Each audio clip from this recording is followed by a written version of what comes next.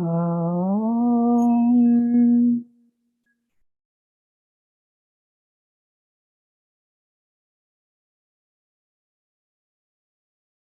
Om.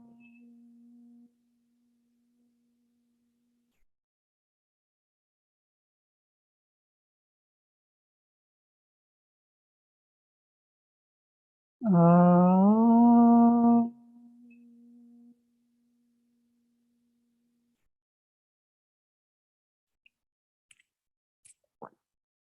Gurur Brahma, Gurur Vishnu, Gurur Devo Maheshwaraha, Gurur Sakshat Param Brahma, Tasmai Sri Gurave Namaha. Brahmanandam Paramasukhadam Kevalam Jnanamurtim Dvandvatitam Gagana Sadrusam Tattvamasyadilaksham Ekam Nityam Vimalamachalam Sarvadhi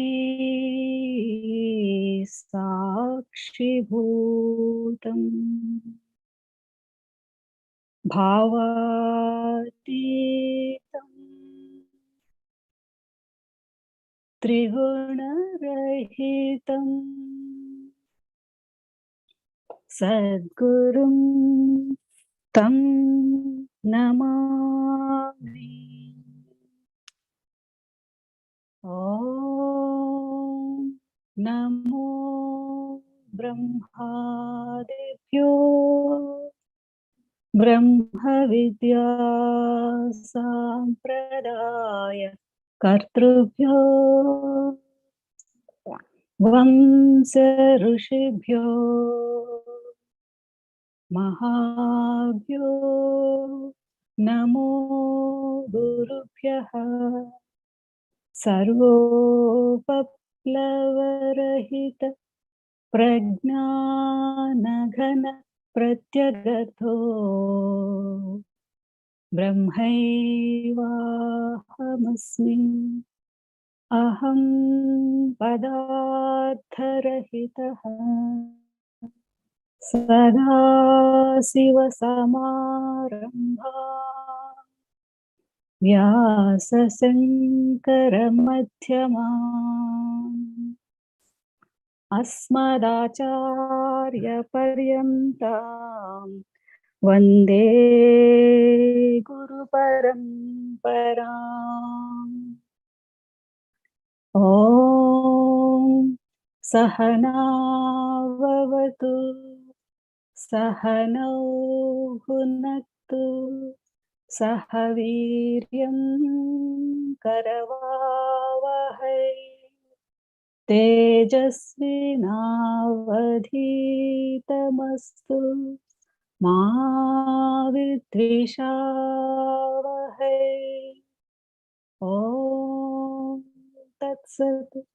Om Shanti Shanti Shanti. Harihi Om. Sri Gurubhyo Namaha. Harihi Om.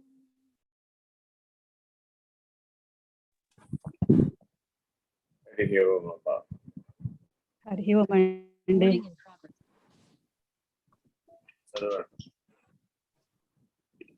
43వ శ్లోకం అండి.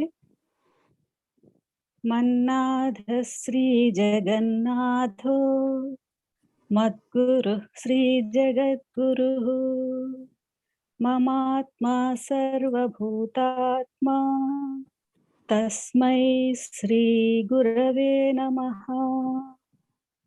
తాత్పర్యము: నా ప్రభువే లోక ప్రభువు, నా గురువే లోక గురువు, నా ఆత్మయే సమస్త భూతముల యొక్క ఆత్మస్వరూపము. అట్టి సద్గురు స్వరూపమైన పరమాత్మ కొరకు నమస్కారం. ఆత్మ సాక్షాత్కార జ్ఞానానికి సంబంధించిన ఉపదేశం గీతలో దాదాపు అన్ని ఉపదేశాల యొక్క సమాహారంగా సదాశివుడు మనకి అందించినప్పుడు ఇందులో ఆత్మ సాక్షాత్కార జ్ఞానం ఎలా కలుగుతుందో ఈ ఉపదేశంలో మిగిలిన వాటిలో అనేక పద్ధతులలో ఆత్మానుభవం గురించి, బ్రహ్మానుభవం గురించి, ఇతర స్థాయి భేదంలో పరిణామ క్రమంలో వచ్చే నిర్ణయాల గురించి, సాధనల గురించి చెప్పినప్పటికీ నా గురు రచితం అనే ఉపదేశం తర్వాత తత్వం గురించి, తపస్సు గురించి, జ్ఞానం గురించి గురువే మీకు మార్గం చూపుతున్నాడు. గురువు మీద దృష్టి నిలపడమే తపస్సు, గురువుని అనుసరించడమే జ్ఞానం, హృదయంతో అనుసరించడమే జ్ఞానం, చైతన్యంతో అనుసరించడమే జ్ఞానం, గురువు దృష్టితో జీవించడమే తత్వజ్ఞానం. అనుక్షణం నీ దృష్టి గురువు ఈ అంశాన్ని ఎలా చూస్తాడు, గురువు ఈ అంశాన్ని గురువు వాక్యం దృష్ట్యా చూడడం రావాల. అప్పుడు మాత్రమే నా గురు రచితం అనేటటువంటి శరణాగతి స్థితికి చేరతారు. చాలా మంది గురువును ఆశ్రయిస్తారు, కానీ ఈ ఆశ్రయించినటువంటి వాళ్ళు శరణాగతి స్థితికి రాలేదు. కారణం వాళ్ళ స్వబుద్ధే వాళ్ళకి అడ్డం పడుతుంది. తనలో ఉన్న చైతన్యాన్ని గ్రహించడానికి పరమాత్మ బుద్ధి అనే ఒక పనిముట్టుని పంచీకరణంలో భాగంగా అనుగ్రహించింది. అది సత్వగుణంతో పనిచేసేటటువంటి పనిముట్టు. అదే రజోగుణంతో చేసే పనిముట్టు మనస్సు. అదే తమో గుణంతో పనిచేసే పనిముట్టు అహంకారం. ఆ అహంకార ప్రతిబింబమే చిత్తంలో వాసనలుగా, సంస్కారాలుగా, గుణాలుగా, ఈ మూడు గుణాలకు సంబంధించినటువంటి సమాహారం అంతా చిత్త రూపంలో భద్రపరచబడి ఆ సూక్ష్మ శరీర అధిష్టానమైనటువంటి ఏ జీవుడు ఉన్నాడు, ఆ జీవుడు ఈ మనస్సు, బుద్ధి, అహంకారాన్ని, శరీరాన్ని విసర్జించేటప్పుడు చిత్తం అనేటటువంటి వృత్తుల లోపలికి ముడుచుకున్నటువంటి వాడై సూక్ష్మ శరీరాన్ని వాహకంగా ఉపయోగించుకుని శరీరం నుంచి మరొక శరీరానికి కానీ, లోకం నుంచి మరొక లోకానికి కానీ ప్రయాణాలు చేస్తూ ఉంటాడు, పరిణామం పొందుతూ ఉంటాడు. మరి దీనికి ఏమి అంతు పొంతు దరి లేదా అని ఎవరికైనా ఒక ప్రశ్న వస్తే, మానవ జీవితంలో ఏది సాధించాలన్నా పురుష ప్రయత్నంతోనే సాధించాలి.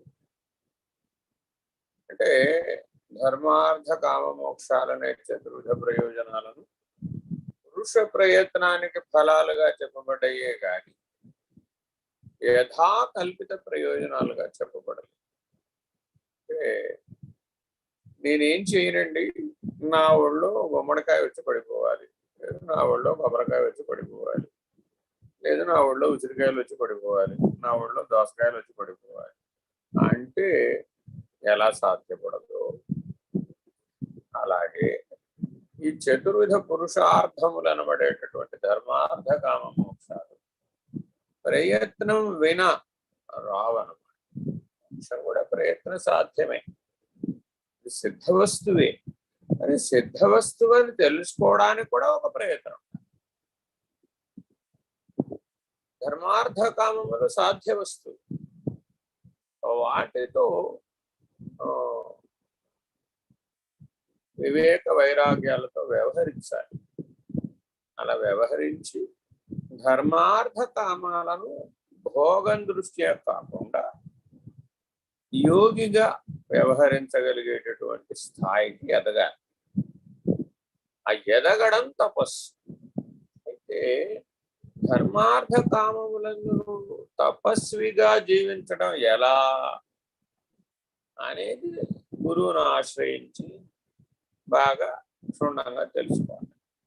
గురువు అట్లా జీవిస్తాడు, ఆయన కూడా ధర్మాన్ని ఆచరిస్తాడు, అర్థ సముపార్జన చేస్తాడు. అలాగే లోక కళ్యాణ ఇచ్ఛ కలిగి ఉండి ఆ ఇచ్ఛతో దైవ ప్రణాళికను అనుసరించి పనిచేస్తూ ఉంటాడు. ఆయనకేమి వ్యక్తిగతమైనటువంటి స్వార్థం కానీ వ్యక్తిగతమైనటువంటి కర్మ ఫలాల చేత బాధించబడేటువంటి పరిస్థితి కానీ గురుపీఠం మీద అధివసించినటువంటి వాళ్ళకు ఉండదు. బ్రహ్మనిష్ఠులే ఉంటారు.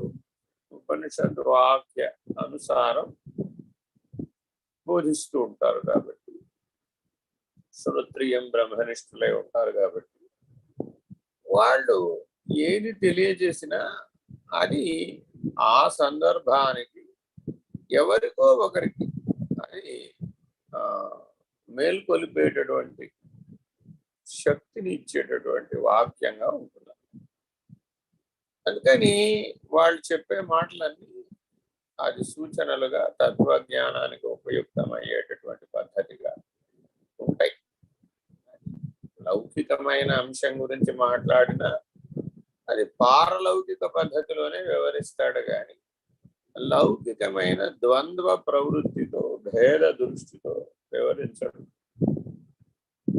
అందువలన గురువును ఆశ్రయించనిదే ఈ పురుషార్థములు సిద్ధించవు, పురుష ప్రయత్నం సాకారం అవ్వదు అనేది ఈ ఉపదేశం నిరూపిస్తుంది. ఈ ఉపదేశం వెంటనే ఎవరైతే గురువుని ఆశ్రయించడానికి పరమాత్మ 4 స్థాయిలలో అవకాశాన్ని ఇచ్చారు. మొదట మనస్సుతో అనుసరించవచ్చు, అది మానసిక ఆశ్రయం. రెండవది హృదయంతో ఆశ్రయించవచ్చు, అది ఈ మానసిక ఆశ్రయం కలిగినటువంటి వాళ్ళలో ఒక 10% మంది హృదయంతో ఆశ్రయించగలిగే సామర్థ్యాన్ని ఆ జన్మలో పొందగలరు. జన్మకు ఆ జన్మే లెక్క. ఆ హృదయంతో ఆశ్రయించేటటువంటి వాళ్ళలో మళ్ళా ఒక 10% మంది చైతన్య స్థితిలో ఆశ్రయించగలిగేటటువంటి సామర్థ్యాన్ని కలిగి ఉంటారు. ఇది ఉత్తమమైన ఆశ్రయం. మధ్యమమైన ఆశ్రయం హృదయంతో అయితే, ఉత్తమమైన ఆశ్రయం చైతన్య స్థితిలో ఆశ్రయించగలరు. ఇక అధమ స్థితిలో ఆశ్రయించే ఆశ్రయం మన మానసిక ఆశ్రయం. అంతకంటే తక్కువ స్థాయి ఆశ్రయం ప్రత్యక్ష ఆశ్రయం అంటారు. ఎప్పుడూ భౌతికమైనటువంటి ఆశ్రయంతోనే ఉంటాడు. మనందరి గురువు గారు స్వామి నిర్భయానందలో మనందరికి ఇచ్చిన సూచనలలో ఒక ముఖ్యమైన సూచన ఏమిటయ్యా అంటే, కమలములు వికసిస్తాయి. ఆ వికసించినటువంటి కమలముల పక్కనే బెకబెకలాడే కప్పలు కూడా ఉంటాయి. ఆ కప్పలకు ఆ కమలము యొక్క మధువుతో పని లేదు, మధురంతో పని లేదు. అవి ఆ చుట్టుపక్కల ఉన్నటువంటి వాటి ఆహారం కోసం ప్రయత్నం చేస్తూ అదే తామర పువ్వు చుట్టూతానే తమ జీవితాన్ని గడిపేస్తాయి. కానీ దూరంగా ఉన్నటువంటి భ్రమరం ఆ తామర పువ్వులో ఉన్న మధువు చేత ఆకర్షించబడి ఆ మధువు చేత తాను మధురమైన అనుభూతిని పొందాలనేటటువంటి ఇచ్ఛ కలిగి ఆ తామర పువ్వును ఆశ్రయిస్తుంది. శిష్యులు ఇలా రెండు రకాలుగాను ఉండాలి. అయితే మానసిక ఆశ్రయం అనేటటువంటిది భౌతిక ఆశ్రయం కంటే 100 రెట్లు మిన్నైనటువంటి. మానసిక ఆశ్రయం కంటే హృదయంతో ఆశ్రయం పొందేటటువంటి 100 రెట్లు మిన్నై. హృదయంతో ఆశ్రయించేటటువంటి శిష్యుల కంటే చైతన్య స్థితిలో ఆశ్రయం పొందగలిగేటటువంటి వాడు 100 రెట్లు మిన్నైనటువంటి వాడు. ఎక్కడికక్కడ శతాధికముగా అది ఫలిస్తుంది. అందువలన మానవులు అందరూ సమానమేనండి. కరెక్ట్. స్వరూప జ్ఞానం దృష్ట్యా అందరూ ఆత్మస్వరూపం, అందరూ చైతన్య స్వరూపం, అందరూ జ్ఞానస్వరూపం, అందరూ ప్రకాశస్వరూపం. కానీ వారి వారి వికాసం, వారి వారి అనుభవం, వారి వారి బంధమోక్షముల దృష్ట్యా వారి జీవన పరిణామంలో వారు అనేక స్థితులలో పరిణామం చెందుతూ ఉన్నట్లు అనుభూతిని అందుతుంది. అందుకని గురుగీత అందరికీ కలిపి ఒక గొప్ప ఉపదేశాన్ని ఈ ఉపదేశంలో అందిస్తుంది. ఏకయా మన్నాథ శ్రీ జగన్నాథో మధురు శ్రీ జగద్గురు. భగవాన్ సత్సాయి బాబా వారి జీవన చరిత్రను మనం గమనిస్తే వారి కుటుంబ సభ్యులు మొదట్లో వారిని భగవాన్గా గుర్తించలేక సందేహిస్తూ ఉంటారు. చిన్న వయసులోనే 6-8 వయసులోనే వారిలో దివ్యత్వం ఆవిర్భవించినటువంటి సందర్భాలు వారు చెప్తూ ఉంటే, అనుభవిస్తూ ప్రకటిస్తూ ఉంటే ఇది సత్యమేనా అన్న సందేహం వాళ్ళ దేవాలయంలో పెడతారు. విరూపాక్ష స్వామి దేవాలయంలో బయట కూర్చున్నటువంటి సత్యం ఆ విరూపాక్ష స్వామి స్థానంలో దర్శనం అవుతుంది. తద్వారా బయట ఉన్న నాథుడు జగన్నాథుడైతే లోపల ఉన్న నాథుడు నానాథుడు. బయట ఉన్నటువంటి ఈశ్వరుడు జగదీశ్వరుడు అయితే లోపల ఉన్న నా ఈశ్వరుడు సర్వేశ్వరుడు. ఈ సర్వేశ్వరుడికి ఆ జగదీశ్వరుడికి భేదం లేదు. అలాగే జగద్గురు అయినటువంటి పరమాత్మకు నాకు ఆత్మ సాక్షాత్కార జ్ఞానాన్ని అనుగ్రహించినటువంటి గురుమూర్తికి భేదం లేదు. మధురో శ్రీ జగద్గురు. మూడవ స్థాయిలో మమాత్మ సర్వభూతాత్మ. మనందరి గురువు గారు ఆత్మ సాక్షాత్కార జ్ఞానం గురించి సూటి అయిన మాటతో చెప్తారన్నమాట. అన్నింటా తననే దర్శించాలి, అన్నింటినీ తనలోనే దర్శించాలి, ఏకకాలంలో తననన్నింటా దర్శించాలి, అన్నింటినీ తనలో దర్శించాలి. ఈ ఆత్మానుభవాన్ని కనుక నువ్వు పొందాలి అంటే మొదట ముందు 2 స్థాయిలు పూర్తి చేయాలి. అంటే అర్థం ఏమిటి? కనబడే జగజ్జీవేశ్వర త్రయం కనబడకుండా పోయి కేవల జగదీశ్వరుడుగానే కనబడాలి. కనబడే అనుభూతమయ్యే కర్మత్రయం అదృశ్యమైపోయింది. అక్కడ లోపల మన్నాథుడు కనపడాలి, నీనాథుడే కనపడాలి. ఆ నాథుడు నేనే, చైతన్యమే, ప్రకాశమే.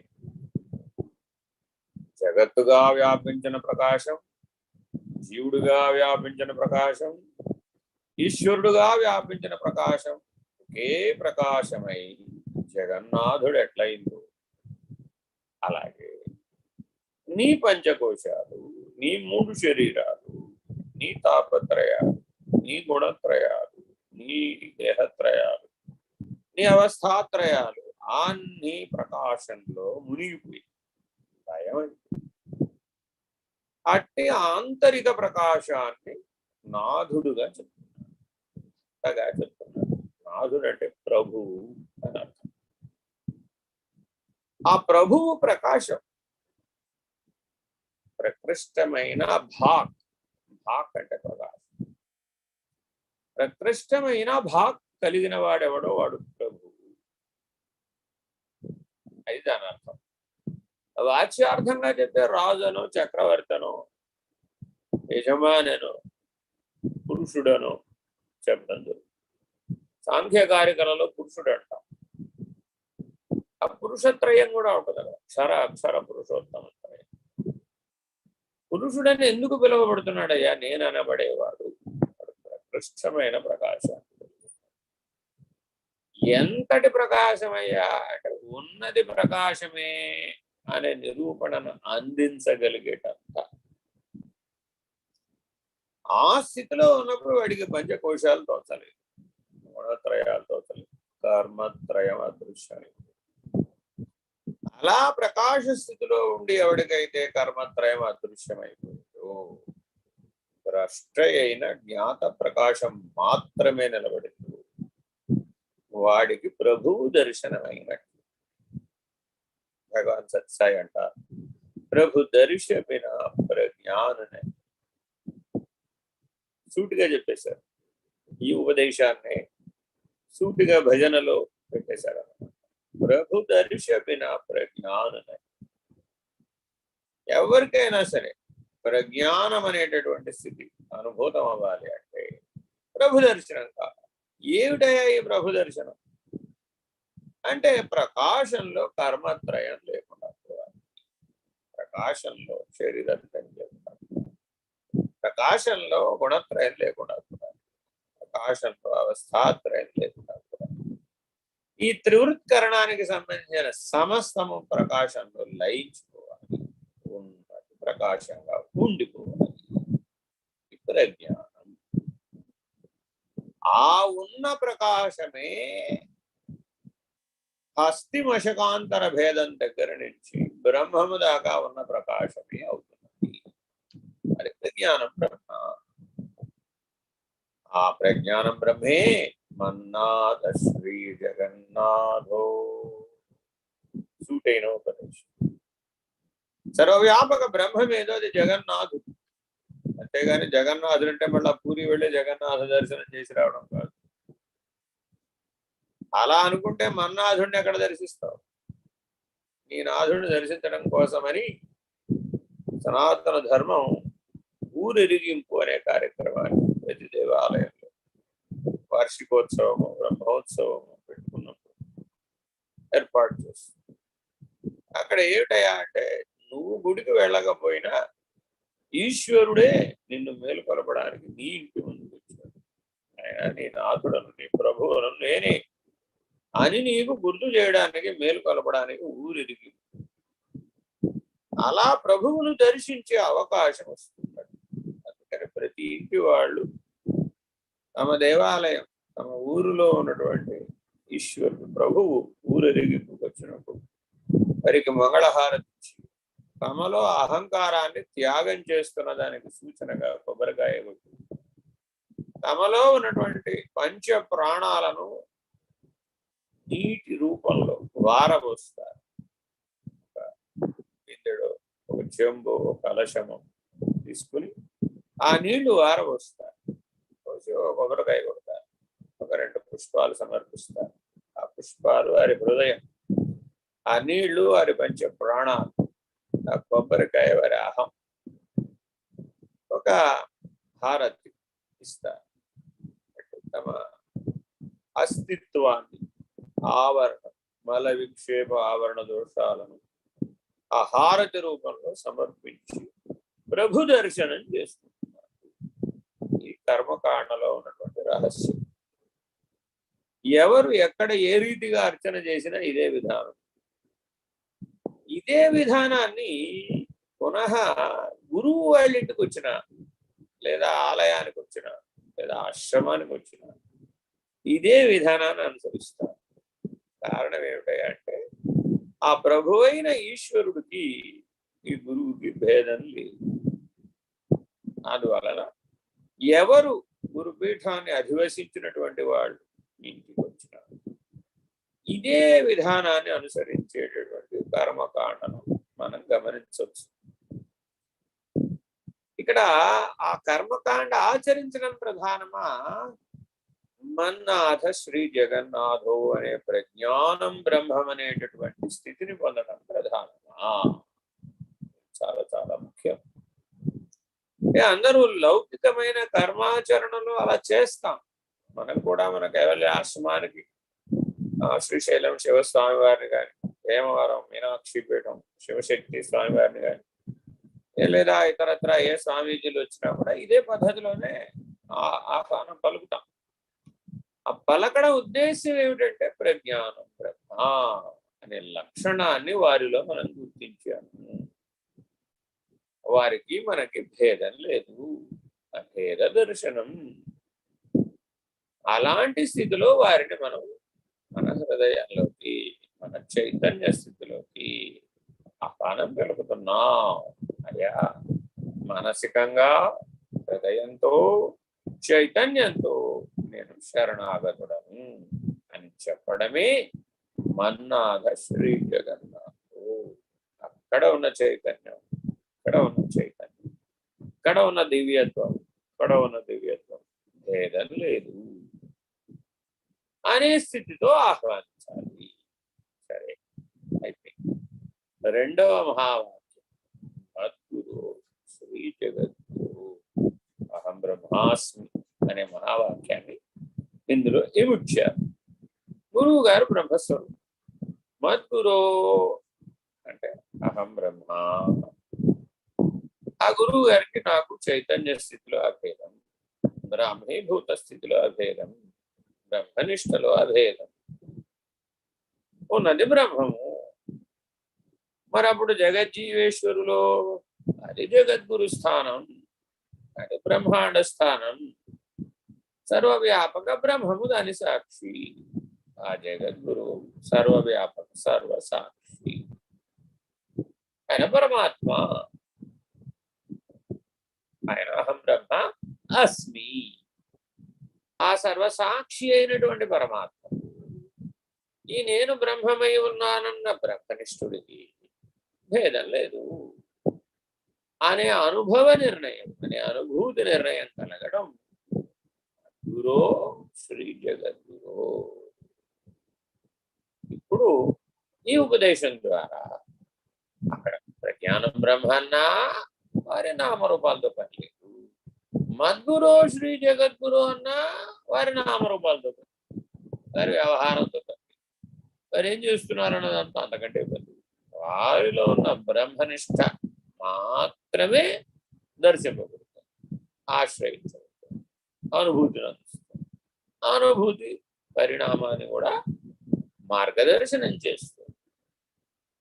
ఇలా ఎవరైతే అహం బ్రహ్మాస్మి అనే వాక్య నిర్ణయాన్ని, మహావాక్య నిర్ణయాన్ని గురువుతో అనుసంధానపడి మద్గురో శ్రీ జగద్గురు అనే స్థితిని పొందుతారు, వాళ్లకు పరమాత్మ సర్వభూతాత్మ అనే నిర్ణయం కలుగుతుంది. ఇది అహమాత్మ బ్రహ్మ మూడవ వాక్యం. మూడు శిష్యుడు వాక్యాలు. తత్వమసి అనేటటువంటి మహావాక్యోపదేశం నా గురోరధికం అనే ఉపదేశంలో చెప్పబడితే అనుసరించినటువంటి శిష్యుడికి మూడు నిర్ణయ వాక్యాలు కలిగాయి. ప్రజ్ఞానం బ్రహ్మ సిద్ధాంత వాక్యం, రెండవది అహం బ్రహ్మాస్మి అది అనుభవ వాక్యం, ఇక మూడవదైనటువంటి శాశ్వతమైనటువంటి సచ్చిదానంద నిర్ణయ స్థితిలో ఉంచేటటువంటి పరమాత్మ సర్వభూతాత్మ అనే బ్రహ్మనిష్ట ఆయమాత్మ బ్రహ్మ. పిండాండ సాక్షి అయినటువంటి జ్ఞాత, బ్రహ్మాండ సాక్షి అయినటువంటి కూటస్థుడు, అభిన్నుడు, అభేదం అనే స్వరూప జ్ఞాన నిష్ట కలిగింది, బ్రహ్మనిష్ట కలిగింది. అప్పుడు మాత్రమే మమాత్మ సర్వభూతాత్మ. ఇది ఎలా చెప్పాలి? మరి ఎవరికైనా పిల్లలకి చెప్పాలనుకోండి, ఈ అయమాత్మ బ్రహ్మం గురించి భగవాన్ బాబా వారు కాలేజ్ పిల్లలకి చెప్పాలని అనుకున్నారు. సమ్మర్ షవర్స్ అని రై బృందావనంలో జరుగుతూ ఉంటుంది. ఒక వేసవి సెలవులో చెప్తున్నారు. మరి ఎలా చేయాలి? వెంటనే వారు ఏదైనా వారు సిద్ధ పురుషులు కాబట్టి సృష్టించగలరు కాబట్టి ఒక చిత్రాన్ని సృష్టించారు. వెంటనే వారి చేతిలో ఒక చిత్రం ప్రత్యక్షమైంది. అందులో ఒకవైపు బాబా వారు ఉన్నారు, రెండో వైపు కూడా బాబా వారు. ఇద్దరు బాబాలు దర్శనమిస్తున్నారు. ఒకరి కింద ఆయామ్ ది స్పీకర్ అని రాసి, రెండో వారి కింద ఆయామ్ ది లిజనర్ అని రాసి. అంతే. ఇదే అయమాత్మ బ్రహ్మ అని అందరికీ చూపెట్టారు, అందరికి ఇచ్చారు. అయిపోయింది. మాట్లాడేవారెవరు? వారు సద్గురుమూర్తి. బోధిస్తున్న వారెవరు? వారు సద్గురు. వింటున్న వారెవరు? వారు సద్గురువే. ఇది జాగ్రత్తగా అర్థం చేసుకోగలగాలంట. ఇది అనుభూతం అవ్వాలట. ఆత్మా సర్వభూతాత్మ.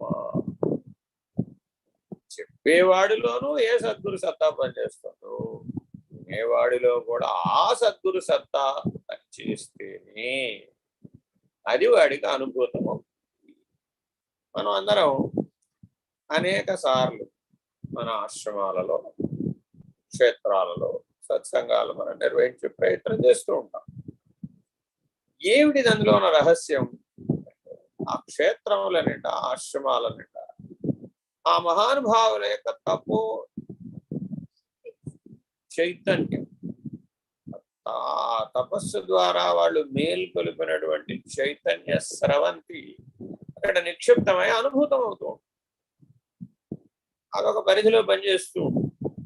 ఓ సుదర్శన చక్రం లాగా కాపాడుతూ ఉంటుంది ఆ క్షేత్ర పరిధిలో ఉన్నటువంటి వాళ్ళలో ఆ దివ్య చైతన్య స్థితి యొక్క అనుభూతిని అనుగ్రహిస్తూ ఉంటుంది. ఎవరైతే ఆ దైవీ చైతన్య స్థితిలో ఆ క్షేత్రంలో తపస్సు చేస్తారు, అనుభూతం అవుతారు, సిద్ధపడి వస్తారు, వాళ్ళు దర్శనానుభూతిని పొందుతారు. అలాంటి దర్శనానుభూతిని పొందడం ఆశ్రమంలో, క్షేత్రంలో చాలా సులభం. కారణం అది సద్గురు సన్నిధానం. ఏమండి, మా కళ్ళ ముందు సద్గురువు గారు సశరీరిగా ఉన్నారు కదా, ఆయన సన్నిధానంలో పొందొచ్చు కదా, ఆయన మా ఇంటికే వచ్చాడు కదా, పొందవచ్చు, అలా కూడా పొందవచ్చు. కానీ ఆ సద్గురు సన్నిధానంలో ఉన్నంతసేపు ఆశ్రయించిన వారు అమనస్క స్థితిలో ఉండాలి. అమనస్క స్థితిలో కనుక ఉండకపోతే దర్శనం అసాధ్యం. కాబట్టి మన్నాథ శ్రీ జగన్నాథో మద్గురో శ్రీ జగద్గురు మమాత్మా సర్వభూతాత్మా, ఈ మూడు మహావాక్యాలను ఆత్మ సాక్షాత్కార జ్ఞానంతో ప్రారంభమై బ్రహ్మనిష్ట వరకు కూడా అందించగలిగేటటువంటి సద్గురు సత్తా ఈ ఉపదేశంలో అందించబడింది. తస్మై శ్రీ గురవే. అటువంటి గురుమూర్తికి మనస వాచ కర్మణ నమః వశవర్తినై జీవిస్తాం. ఏ ఒక్క ఆలోచన, ఏ ఒక్క మాట, ఏ ఒక్క చేత గురువాక్యానికి భిన్నంగా ఆలోచించను, భిన్నంగా ఆచరించను, భిన్నంగా మాట్లాడను అనే నియమాన్ని కలిగి ఉండడం తస్మై శ్రీ గురవే. కలలో అయినా సరే, గాఢ నిద్రావస్థలో అయినా సరే గురువాక్యమే స్ఫురిస్తూ ఉంటుందండి. నోరు తెరిచాడంటే గురువాక్యాలు ప్రవాహంలాగా వచ్చేస్తాయి, ధారా ప్రవాహంగా వచ్చేస్తాయి. ఆ వాక్ ప్రవాహంలో ఎవరైనా సరే ఆ జ్ఞాన సముద్రాన్ని పొందవచ్చు, వాళ్ళ దాహార్తిని తీర్చుకోవచ్చు. జాగరూకులై అలా సద్గురు సత్తాలో తమను తాము కోల్పోయేటటువంటి పద్ధతిగా జీవించాలి. అలా జీవించిన వాళ్ళు మాత్రమే నమ్మకం నుంచి కృష ప్రయత్నం, పురుష ప్రయత్నం నుంచి విశ్వాసం, విశ్వాసం నుంచి శరణాగతి, శరణాగతి నుంచి దర్శనం. ఈ మెట్లు ఎక్కిన వాళ్ళు అవుతారు. చాలా మంది నమ్మకం అన్నటువంటి దగ్గర, ప్రాథమిక విద్య అయినటువంటి నమ్మకం అన్న దగ్గరే జీవితాన్ని గడిపిస్తారు. 90% మంది మానవులు నమ్మకం అన్న దగ్గరే జీవితం అయిపోతుంది. ఇక భౌతికమైనటువంటి విశేషాలను సాధించినటువంటి ఆయా రంగాలలో విశేష ప్రజ్ఞ కనబరిచి విశేషమైనటువంటి జీవితాన్ని జీవిస్తూ వాళ్ళు శాస్త్రజ్ఞులు కావచ్చు, లేదా పరిపాలనా ధురంధరులు కావచ్చు, లేదా నాయకులు కావచ్చు, ప్రతినాయకులు కావచ్చు, ఎవరైనా కావచ్చు, వారు లౌకికమైనటువంటి విశేషమైనటువంటి ప్రతిభ కలిగిన వారంతా కూడా ఈ పురుష ప్రయత్నం అనేటటువంటి విశాలమైనటువంటి ప్రాంగణంలో వాళ్ళ జీవనాన్ని సాగిస్తారు. ఈ నమ్మకం కలిగిన 90% మందిలో నుంచి ఒక 50% మంది పురుష ప్రయత్నంలో ఉంటారు. కొంతమంది ఈ పురుష ప్రయత్నం మీద విశ్వసించారు, వాళ్ళు నమ్మకం దగ్గరే ఆగిపోతారు. అంటే అదృష్ట దురదృష్టాల మధ్య జీవితాన్ని గడిపిస్తూ ఉంటారు. పురుష ప్రయత్నం దాకా రాలేదు. ఇక పురుష ప్రయత్నం దాకా వచ్చినటువంటి 50% మందిలో విశ్వాసం అన్న స్థాయికి వచ్చేటటువంటి వాళ్ళు మరల 50% మంది ఉంటారు. అంటే ఒక 25% మంది విశ్వాసం దాకా వస్తారు. దాదాపు పదార్థ జ్ఞానం వరకు ఆగిపోయినటువంటి సకల మానవులు పురుష ప్రయత్నం దగ్గరే ఉండిపోతారు. ఎవరైతే పదార్థ జ్ఞానాన్ని దాటి స్వరూప జ్ఞాన జిజ్ఞాస కలిగినటువంటి వాళ్ళు ఉంటారు, ఆ జిజ్ఞాసులైనటువంటి వాళ్ళందరూ విశ్వాసం అనేటటువంటి దాంట్లో వస్తారు. వీళ్ళు ఎవరైనా అంటే 25% మంది ఉంటారు. వీళ్ళు శాస్త్రం మీద కానీ లేదా ఆ శాస్త్రాన్ని బోధించేటటువంటి వారి ఎందు కానీ విశ్వాసం కలిగి ఉంటారు. ఇలా వాళ్ళలో బలీయమైనటువంటి విశ్వాసం పనిచేస్తుంది. కానీ వీళ్ళలో శరణాగతి అనేటటువంటి లక్షణం ఉదయించదు. ఆ మేలుకొలుపు రాకపోవడం వలన వీళ్ళ జీవితం విశ్వాసం అనే దగ్గరే ముగిసిపోతూ ఉంటుంది, జిజ్ఞాసువులుగా ముగిసిపోతుంది. ఆ పూర్వమేమో పురుష ప్రయత్నం దగ్గర ఉన్నప్పుడు ఈ పారమార్థిక విద్యకు సంబంధించినటువంటి ప్రజ్ఞ లేకపోవడం వలన దీనికి సంబంధించిన సందేహాలు వచ్చినప్పుడల్లా తెలియదనే సమాధానం చెప్తూ ఉంటారు. ఈ జిజ్ఞాసువుగా తెలుసుకునే ప్రయత్నం చేస్తాడు, తెలుసు అనేటటువంటి సమాధానంతో సంతృప్తి పడతాడు. ఇక్కడ కూడా 25% మంది ప్రజలు అలాగే ఉండుకుంటారు. ఈ జిజ్ఞాసువులుగా ఉన్నటువంటి 25% మంది మానవులలో ఒక 10% మంది శరణాగతి స్థితికి చేరుతారు. శరణాగతి స్థితికి వచ్చినటువంటి వాడు తను, మన, ధన, ప్రాణము ఇవి మాత్రమే తన సొంత ఆస్తి. వాడి శరీరం, వాడి మనస్సు, వాడి బుద్ధి, ధనం అంటే ఏదో అనుకునేరు, బుద్ధే వివేకమే ధనం. అంతేగాని భౌతికమైన అష్టైశ్వర్యాలు అష్టలక్ష్మలో కాదు ధనం అంటే. ధనం అగ్నిర్ధనం వాయుర్ధనం సూర్యోధనం వసువు ధనమింద్రో బృహస్పతిర్వరుణో దధాతు అని మనకి ఆశీర్వచనాలలో మనకి ప్రతి దేవాలయంలో చెప్తూ ఉంటారు. ధనం అంటే మారనిది అని అర్థం.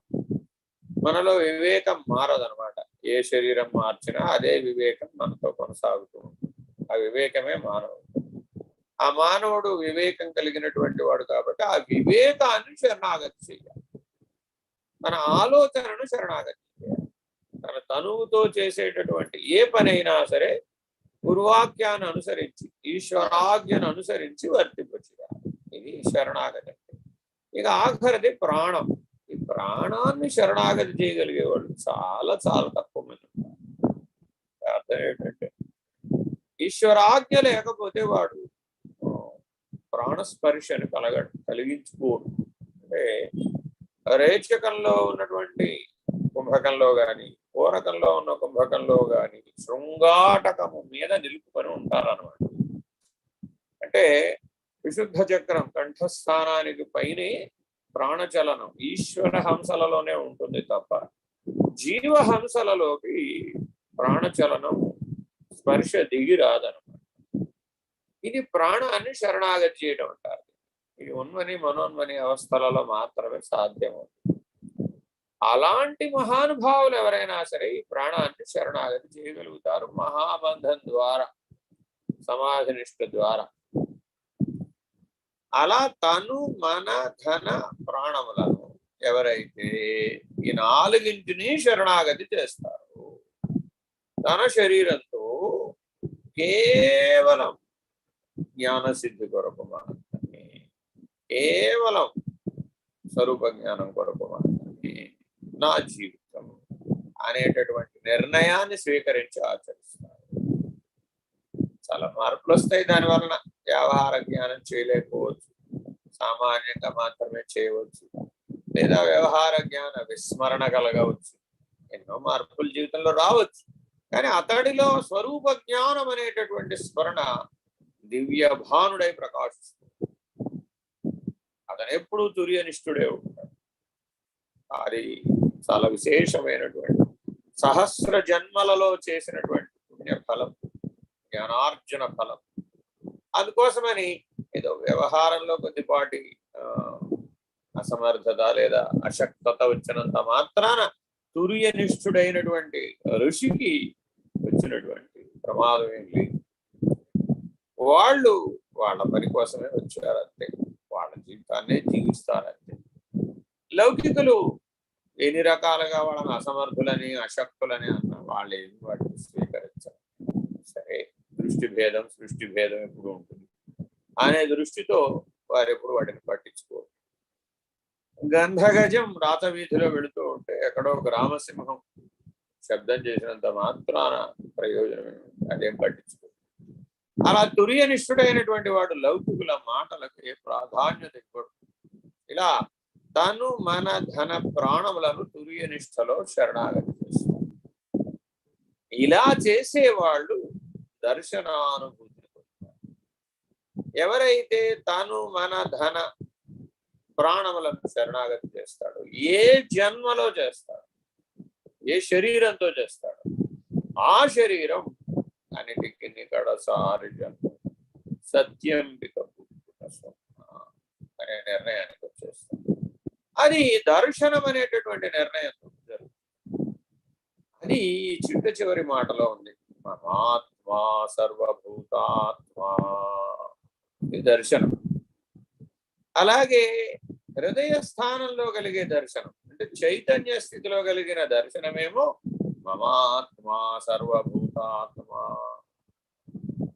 మద్గురో శ్రీ జగద్గురో. ఏ ఆశ్రమానికి వెళ్ళినా, ఏ గురువును దర్శించినా, ఏ పీఠానికి వెళ్ళినా జగద్గురువుగా తన గురువు కనపడుతుంది, దర్శనమిస్తూ ఉంటాడు. సర్వకాల సర్వావస్థలలో గురువు దర్శనాన్ని ధారణ చేసి ఉంటాడు. భిన్నంగా ఉండడు, వేరుగా ఉండడు, అభేద స్థితిలో ఉంటాడు. అది ఆ దర్శనం మద్గురో జగద్గురు. ఇక అనేక క్షేత్రాలకి, అనేక దేవాలయాలకి, తీర్థాలకి వెళతాడు. ఈ వెళ్ళిన తుర్యనిష్ఠుడు అక్కడ జగన్నాథ దర్శనం చేస్తాడు. ఆ జగన్నాథుడు అమ్మవారా, అయ్యవారా, శివుడా, కేశవుడా, ఆంజనేయుడా, గరుత్మంతుడా, అష్టదేవతల, ముక్కోడి దేవతల, అష్టదిక్పాలకుల అవేనా ఏం కనపడదాయి. సర్వత్ర వ్యాపించి ఉన్నటువంటి బ్రహ్మమే ఆ జగన్నాథుడు. సర్వవ్యాపకమైనటువంటి తానే ఆ దేవతా స్వరూపంగా ఉంటాడు. ఆ భేద దర్శనాన్ని కలిగి ఇలా ఈ మూడు దర్శనానుభూతులను కలిగి ధరించినటువంటి తుర్యనిష్ఠుడు వాడే చిట్ట చివరి ఒక్కడు సచ్చిష్యుడు. వాడు ఎప్పుడు ఒక్కడే. ఎంతమంది ఉంటారంటే ఈ సచ్చిష్యుడు? ఎంతమంది ఉంటారు? ఒక్కడే ఉంటాడు. ఎందుకనయ్యా? చెప్పే గురువు గారు ఈ సచ్చిష్యుడు వేరుగా లేరు కాదు. బోధించే గురువే వినేటటువంటి సచ్చిష్యుడు. కాబట్టి మానవులందరూ మొట్టమొదట సామాన్యుల నుంచి సాధకులవ్వాలి, సాధకుల నుంచి శిష్యులవ్వాలి, శిష్యుల నుంచి సత్శిష్యులవ్వాలి, సత్శిష్యులై సద్గురువు యందు సాయుజ్య స్థితిని అనుభూతి చెందాలి, అభేద స్థితిని అనుభూతి చెందాలి, బ్రహ్మానుభవం బ్రహ్మనిష్టను అనుభూతి చెందాలి. తదుపరి ఆ సద్గురుమూర్తి అశరీరిగా పరబ్రహ్మ నిర్ణయాన్ని సూచిస్తారు. ఆ సూచనతో తాను ఎప్పటికీ పుట్టుక లేనివాడనే అనేటటువంటి ఉన్నది ఉన్నట్లుగా ఉన్న పరబాహ్య నిర్ణయాన్ని పొందు. ఇలా తనను తాను పోవు. ఈ నడకంతా గురువుతోనే నడుస్తుంది. ఏమండి ఇంతకీ ఆ గురువు గారి పేరేమిటో చెబుతారా? ఎక్కడ ఉంటారో చెబుతారా? ఏం చేస్తారో చెబుతారా? ఏం ఉపదేశిస్తారో చెబుతారా? ఎలా ఉంటారో చెబుతారా? ఏ లాభం? ఈ ప్రశ్నలన్నీ వృధా. ఎందుకని సర్వవ్యాపకమైన బ్రహ్మమునకు ఇక్కడుందని అక్కడుందని ఎలా నిన్ను వినడందు లేడని సందేహం వలన సర్వోపగతుండు.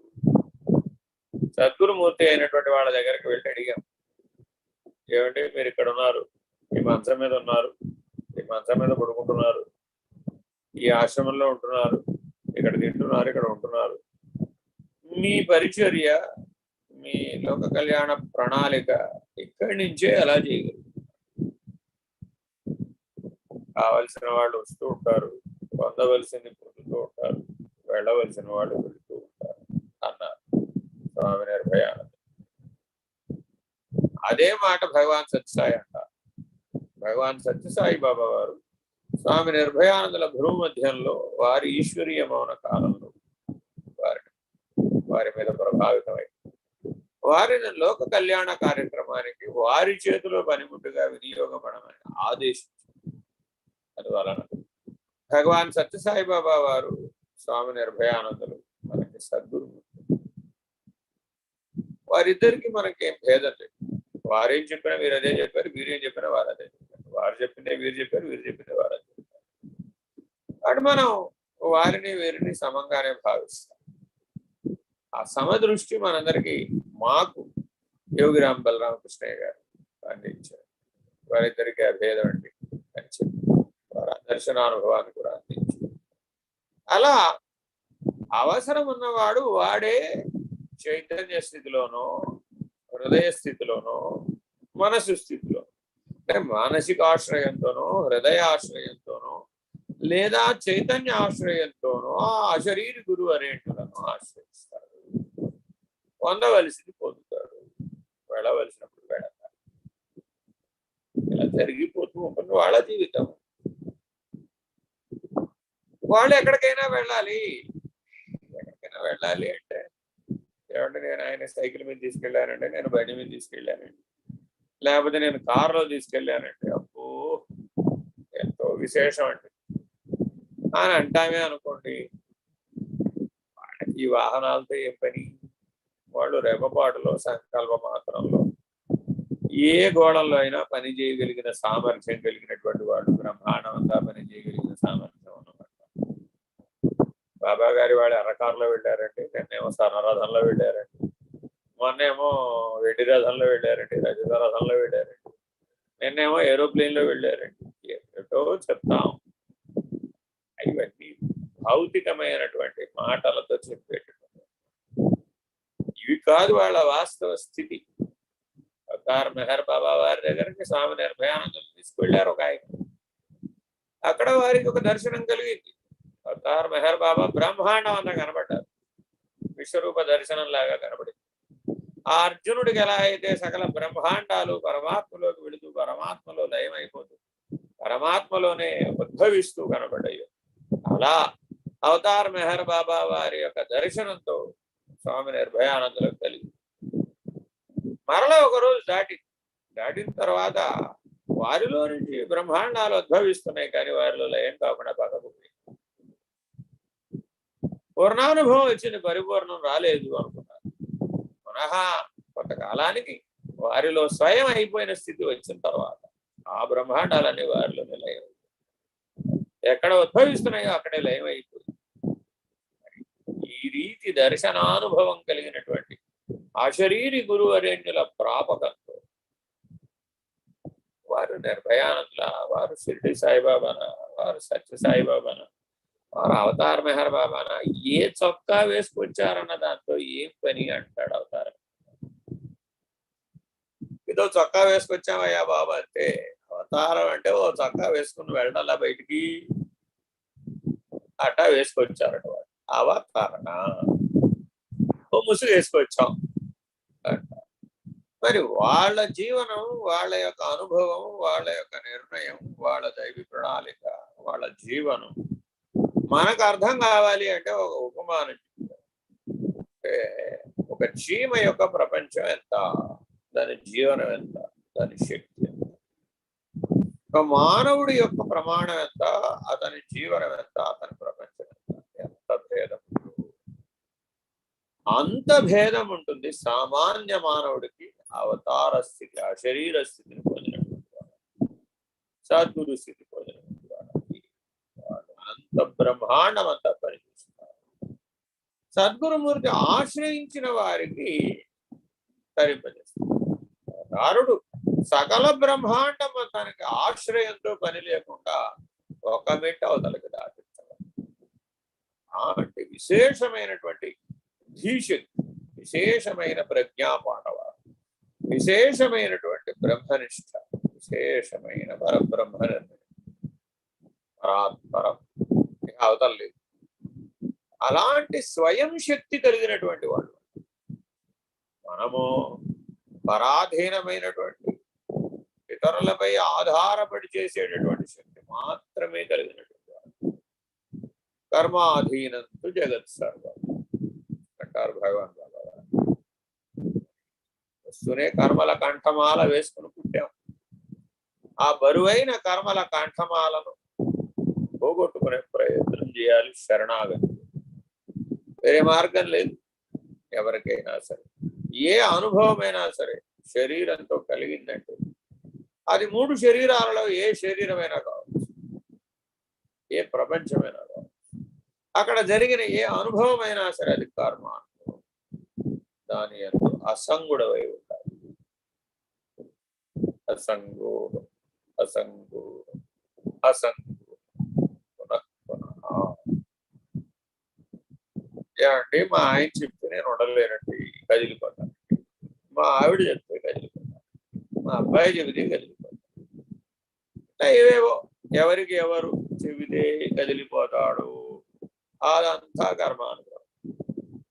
ఏమంటే నేను మొన్నటిదాకా బాగానే ఉన్నానండి, నిన్నటి నుంచి ఫలానా వారికి ఏదో అయిందంటే నేను బాగలేదు, నేనంతా కదిలిపోతాను. ఎలా కదిలిపోతాను? మురుగుచ్చ సందులేక వ్యాపించిన బ్రహ్మములో కదలిగట్టు సాధ్యము అని సూటిగా ప్రశ్నిస్తాడు. అంతటా ఉన్నావా నువ్వు? పరిమితమైనటువంటి చొక్కా చేత పరిమితించబడుతున్నావు, వేసుకున్న వస్త్రం చేత పరిమితించబడుతున్నావు. శరీరం అనే వస్త్రంతో పరిమితించబడితే ఆ కదలికలే. సర్వవ్యాపకమైనటువంటి స్థితిలో, బ్రహ్మాండమంతా వ్యాపించిన స్థితిలో నీరంధ్రముగా ములుగురుచ్చ సందు లేకుండా ఉంటే ఎలా కదులుతావయ్యా? మమాత్మా సర్వభూతాత్మా కదలటానికి అవకాశమే లేదు. సోహం భావయేత్ పూజయేత్ అని అంటారే. మరి ప్రాణం కదలాలిగా. సోహం అనాలంటే ప్రాణాన్ని శరణాగతి చేశాడు ఉన్మని అవస్థలో, మనోన్మని అవస్థ. ఎలా కదులు? ఏ కదలలేదు. సమాధి నిష్టకు సాక్షి, సాక్ష్యం చెప్పడానికి వాడు లేడు. ఉన్నది ప్రకాశం, ఉన్నది బ్రహ్మం, ఉన్నది ఆత్మ. ఊడిపోయాడు అంతే, ఉంటాడు అంతే. లెక్కేసుకోవడానికి ఉన్నాడని పక్కవాడు చూసుకోవడానికి. ఇప్పుడు ఉన్నాడా అని చూసుకుంటూ ఉండాలి పక్కవాడు. ఏమో ఆ చొక్కా ఎప్పుడైనా వదిలేయచ్చు, ఆ వస్త్రం ఎప్పుడైనా పడిపోవచ్చు. వాళ్ళకేం పని లేదు. ఆ వస్త్రంతో వాళ్ళకేం పని పాట, ఒక నిర్దేశ్యం లేదు వాళ్ళ. ఇంకా ఇది పొందాలి, ఇది చెందాలి, ఇది సాధించాలి, ఇది పరిణామం అవ్వాలి అనే నిర్ణయం లేదు వాళ్ళకి. పండిన పండు ఏ క్షణమైనా రాలిపోవచ్చు. స్వామి వివేకానందుడు తన చివరి రోజుల్లో అంటాడు, బ్రహ్మాండ వ్యాప్త ప్రకాశ దేహాన్ని ధరించిన నా ప్రకాశాన్ని ఈ శరీరం తట్టుకోలేకపోతుంది. ఈ పరిమితమైనటువంటి వస్త్రం చినిగిపోతుంది, జారిపోతుంది, ఇది రాలిపోతుంది తొందరలోనే. ఇలాంటి అనుభవ వాక్యాలను ఎవరైతే తమ స్వానుభవంలో పొందుతారో ధరించిన వాడు. మిగిలినవి ఏవేవో ఉంటాయి, లౌకికమైన అంశాలు, యోగికమైన అంశాలు, సిద్ధులకు సంబంధించిన అంశాలు, పరిణామంలో మార్గసూచికలు మాత్రం. ఆ మార్గసూచి ఎటుపోవాలో చెప్తుంది, ఏ లక్ష్యం దిశగా వెళ్ళాలో. ఆ అనుభవాల పరంపర అంతా కూడా ఆ లక్ష్యం చేరేంత వరకు, లక్ష్యానికి చేరిన తర్వాత ఇక వాడు ఉండకూడదు, వాడు మిగలకూడదు, నిశ్శేషముగా లేకుండా నిరావరణం అవ్వాలి, నిర్మలంగా ఉండాలి, సర్వకాలమందు పుట్టుక లేనివాడుగా ఉండాలి, కాలాతీతుడై ఉండాలి, గుణరహితుడై ఉండాలి. అలాంటి తస్మై శ్రీ గురవే నమః. హరి ఓం. శ్రీ గురుభ్యో నమః. హరి ఓం. హరి ఓం. దేశికేంద్రాయ నమః.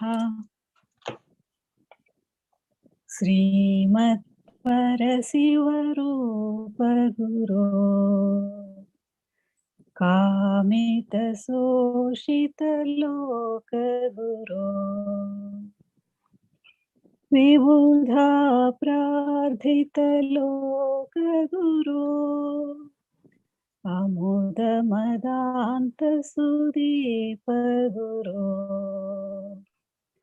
కలిపాదిత సంప్రార్థ గురో స్థాపిత షణ్మత సార గురో స్థాపవముని వంద్య గురో శ్రద్ధాధ్యక్షర శాంత గురో కరుణాసాగర పరమ గురో నిరుపమ మహిమా నిలయ గురో జయ జయ పరశివలోక గురో జయ శుభ శంకర రూప గురో భవహర పరశివ భువన గురో జయ శుభ మంగళ జగద్గురో జయ జయ జయ జయ గురు ప్రసాద గురో జయ శుభ మంగళ లోక గురో జయ జయ జయ జయ నిర్భయానంద గురో జయ శుభ మంగళ జగద్గురో జయ శుభ మంగళ జగద్గురో జయ శుభ మంగళ జగద్గురో. ఓం నమో భగవతే స్వామి నిర్భయానందాయ. ఓం పూర్ణమద పూర్ణమిదం పూర్ణాత్ పూర్ణముదచ్యతే పూర్ణస్య పూర్ణమాదాయ పూర్ణమేవావశిష్యతే. ఓం తత్సత్. ఓం శాంతి శాంతి శాంతి. హరి ఓం. శ్రీగురుభ్యో నమః. హరి ఓం. నారాయణ నారాయణ.